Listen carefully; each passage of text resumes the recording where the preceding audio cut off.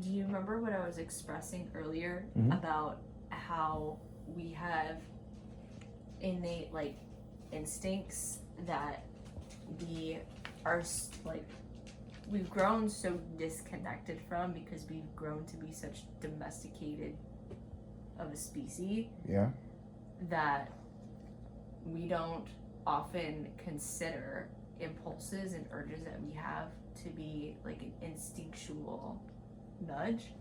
Like our cells have that memory, right? Our cells have the memory of when we first started in our evolution, and that's right, the first cell, the entirety of the evolution, and we've taken that with us. Like we carry the entire history of humanity in our DNA. And like what she was just doing right now, she by natural law is a hunter. Females in the wild are natural hunters. So what she's expressing when she goes in and she keeps checking on the meat is like an expression of that hunter to go get the food. So she seems, and I've heard somebody else describe like their female dog as like, you know, like being like kind of like food obsessive. And I don't believe that it's actually, in some cases it may be, but I don't believe that it's necessarily food obsession. I think it's the need to hunt and bring back the food. And so like, she, you know, she keeps going in there, right? Because she knows he's not doing anything. Because if they were to pack, what would he be doing? Walking around the outside or finding territories or something like that. Right. What would she be doing? She'd be go get some food. Go get the food, and then everybody gets to eat, right? And so like that was something that I just noticed, was because that's what I know about her. When we go to the beach, who's the one who's most excited to run after? No. And then it's not even like that they have genetic differences breed wise, because she is part, you know, lab or water dog that wants to chase waterfowl, but she's always been prey driven, even more than he has, because it's just her job, and so she's following that instinct. I get it. So on to the next part of our conversation. You were asking me a bunch of questions. I'm just saying, I get it, but they keep on doing these research studies and 10% less than last, like that's fine. People are obsessed with carnivore crap, and it's like that's not a long-term solution for you to go through a third party. It doesn't make sense to me. Well, it's not, because you look at where we've gone with industrialism and industrial farming and agriculture, with animal agriculture. It's, people talk about like, you know, if they weren't in cages, like humans have domesticated several species. Pigs, cows, sheeps, horses, dogs, cats, they're all domesticated animals to serve humans. And they started domesticating because, well, they realized that they could use them to help on the land and help with transportation. And so they realized they had a purpose to serve man and woman. But a lot of them in the last few hundred years have been used for farming practices, because we took the slaves away, right? You replace the slaves with animals. So people rely on animals, even still today in other countries, to do the plowing, to, you know, to help with the farming on the land. Well, we have in the last 100 years, industrialized our civilization that we just mass produce things. We mass produce animals, right? We're constantly breeding animals for, it could be sport. If you look at the horse race, the racing industry, they're breeding horses for sport, right? Some people have them just to have them on, on their property because they have a bunch of money, and horses are associated with the equestrian, wealth, right? Polo club, things like that. Equestrian. And the animals, I don't know today what it's like, but from what I know from prior years of what those industries, these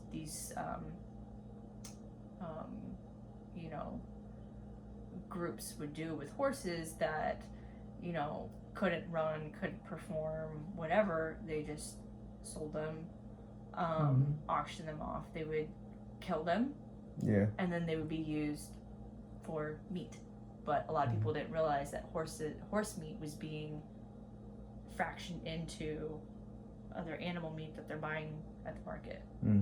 That's true. And it's considered illegal, but it's used in animal foods, dry foods,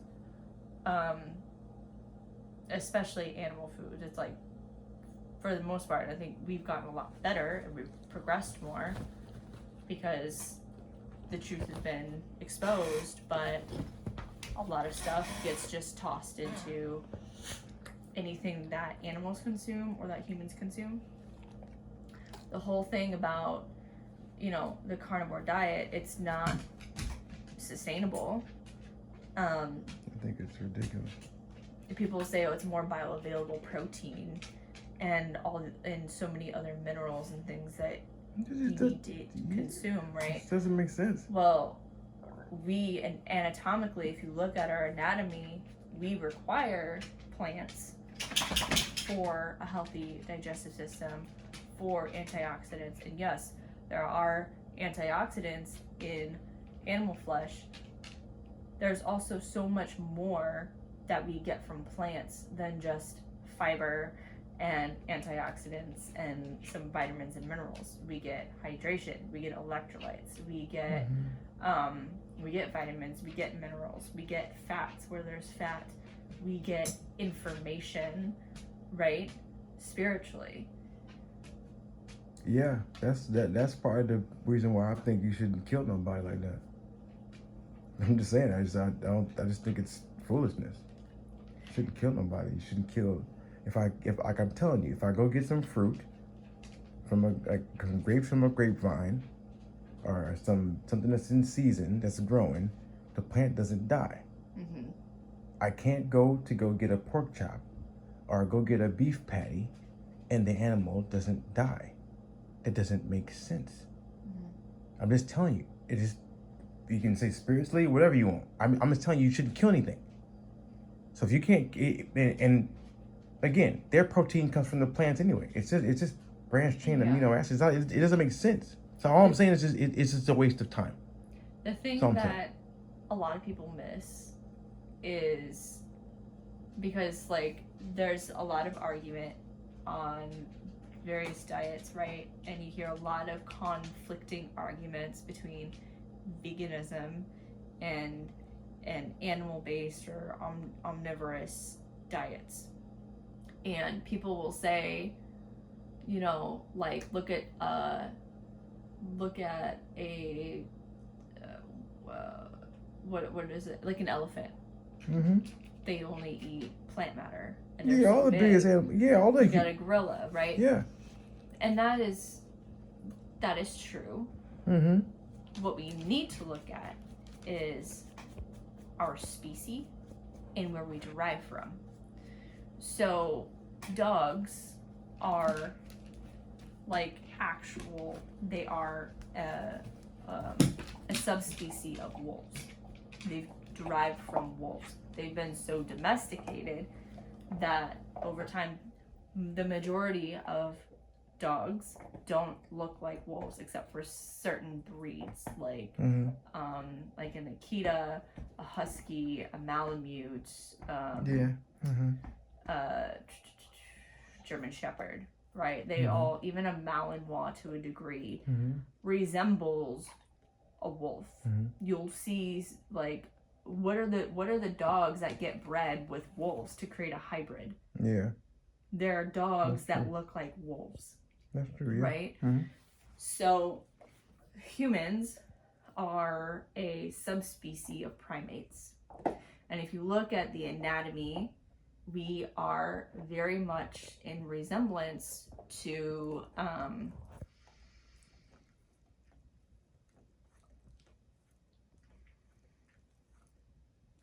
it's not chimpanzees, it'll come to my memory, but anyway, we share similar anatomy and physiology, which indicates the type of diet that we should be eating, right? Humans have evolved all over the planet as a species. Like, we have migrated all over the planet, right? And so we have learned to live off of the land. We have learned to eat whatever is available to us. In the Alaskan, tundra, they'll eat animal, right? True, because you can't, you physically cannot get a fruit. You cannot get a vegetable. You can't get a grain. It won't grow, right? And so a lot of things have to get imported. They have a very short summer, right? That's true. And a very long winter. If you go to, closer to the equator, if you go to Jamaica, if you go to any of the islands, any of the tropics, what is the main thing that you're going to eat? Fruit. You're going to eat a lot of fruit. And people will say, well, we've gone to Costa Rica and there's no fruit in the jungle, like people claim. Except that there is an abundance of fruit. Coconuts grow in abundance in the tropics. These are our primary source of food, because what do you need the most in such a hot climate? You need hydration. You need electrolytes. Where are you going to get that? Primarily fruit, right? So when you go to the tropics, you see a lot of fruit-based stuff. You'll see fruit-based alcohol drinks. You'll see fruit carts everywhere. You'll see just a lot of fruit offerings, because you need that, and that's what's available. You'll also see a lot of fish. You might see maybe some pig, wild boar. You'll see nuts and seeds.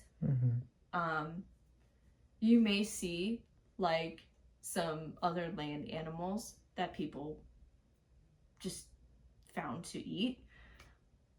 You come here in America and it's very, very diverse in the environment, right? We have the Midwest, which is cold 6 to 9 months out of the year. So a lot of your fruits and vegetables are going to be imported. You're going to have a lot of canned and frozen fruits and vegetables.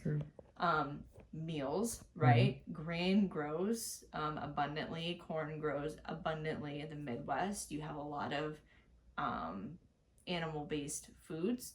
Here in California, it's very different, because you have, up in Northern California, it's a much colder climate. Southern California is much warmer. It's very different, right? So we're going to have a vast array of what grows here. So it's very, very diverse here. You go to Arizona, you don't have as much plants that grow.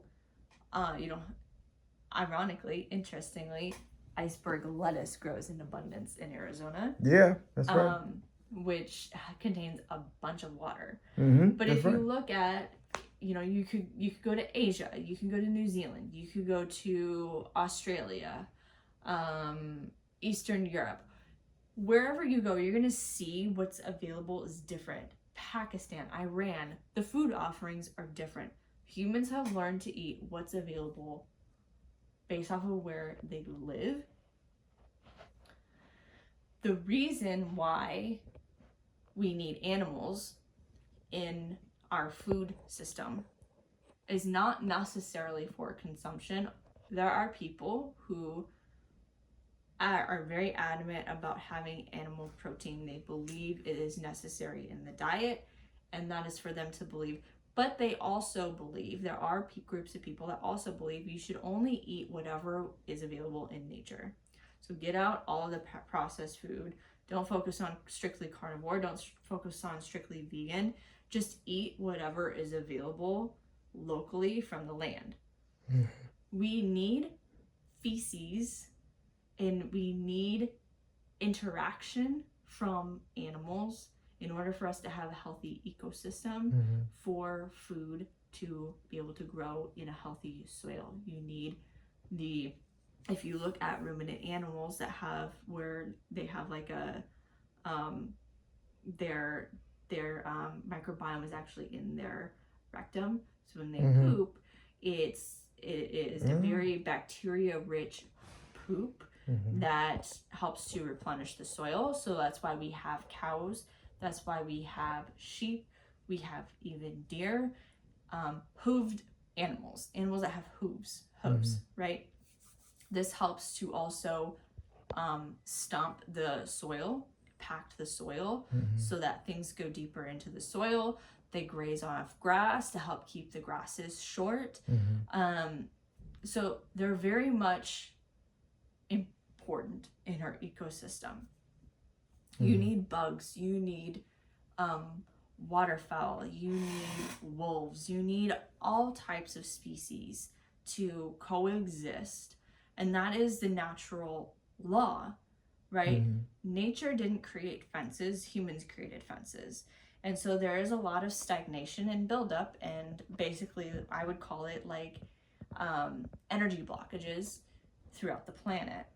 Nature wants everything to flow. And when it doesn't flow, she's going to find a way to destroy it. Earthquake, flood. So that's why, that's why we have flooding. That's why we have earthquakes. We have hurricanes. Yeah. All those different things.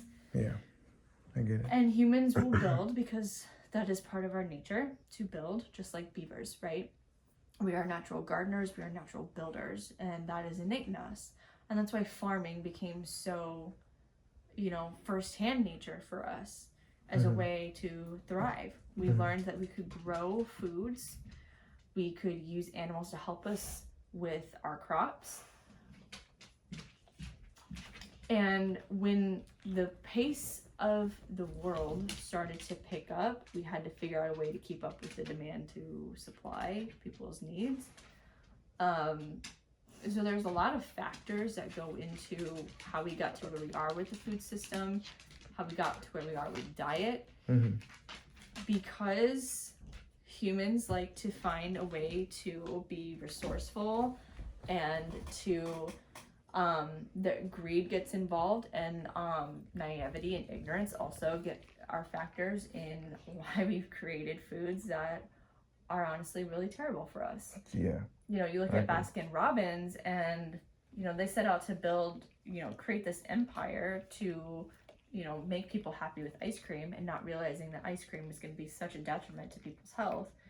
And John Robbins, who was the co-founder of Baskin Robbins and co-owner of Baskin Robbins, when his health went to shit and his son was like, here, his son had written a book. That's and crazy. His doctor gave him the book to read, to learn about eating healthy and living healthy. It's not about... That's like the Popeyes guy, the Copeland. Yeah. Copeland that had, like salivary cancer. You make fake chicken. It's like, you can expect that. He died from salivary cancer. That's crazy. That's crazy. Yeah. I'm hearing what you're saying. All plants feel. They have a consciousness. Everything has a conscious, right? Everything is consciousness. Plants can sense when there's, somebody carrying a negative energy into the space of where those plants are, right? They can sense when somebody needs healing. They feel the frequencies. Herbalists will go into, their plant gardens, and they will, not all, but I know of some who will go into their garden of plants, or the field of plants, where they're going to pick these particular plants to help somebody heal.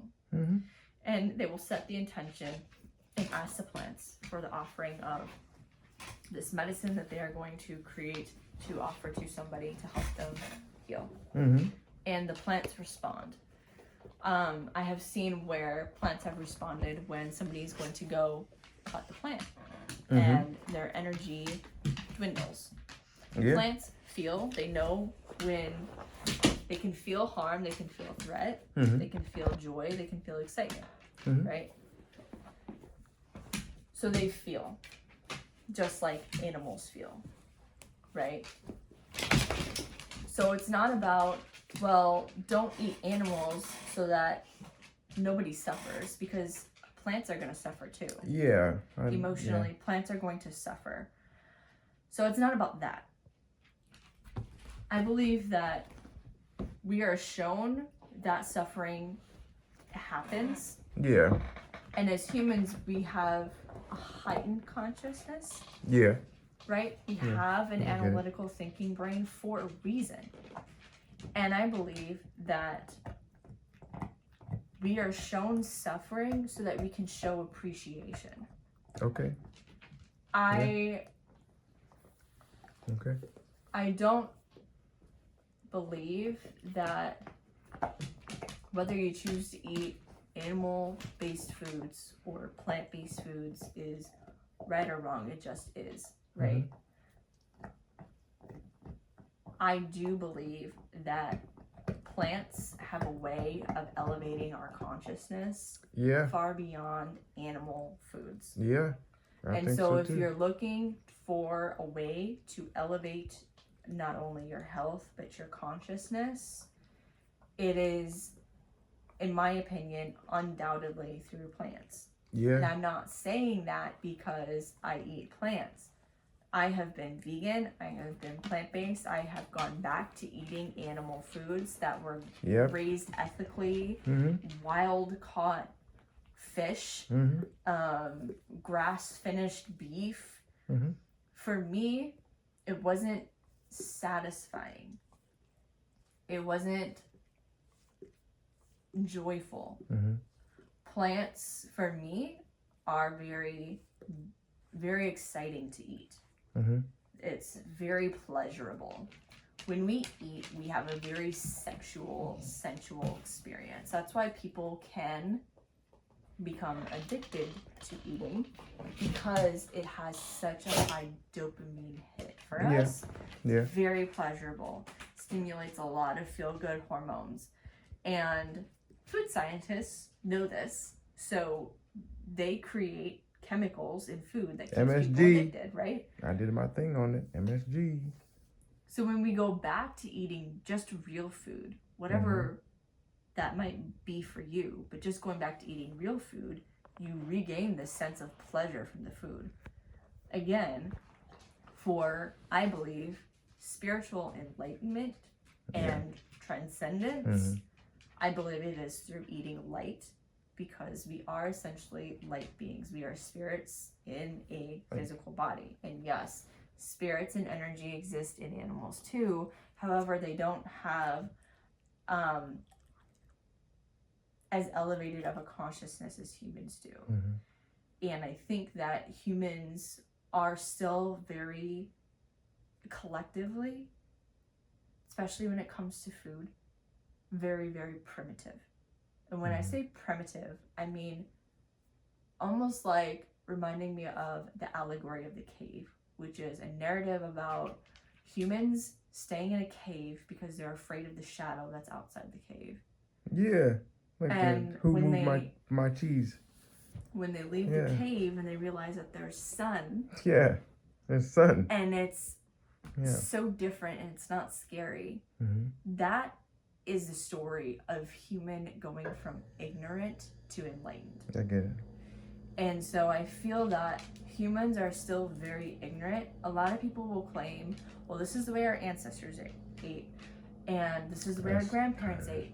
And I believe that you take things from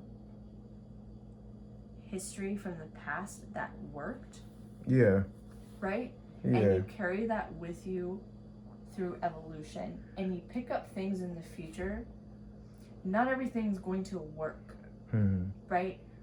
We're always thinking, we're always creating, we're always trying to solve problems, we're always trying to invent the new or reinvent a wheel, right?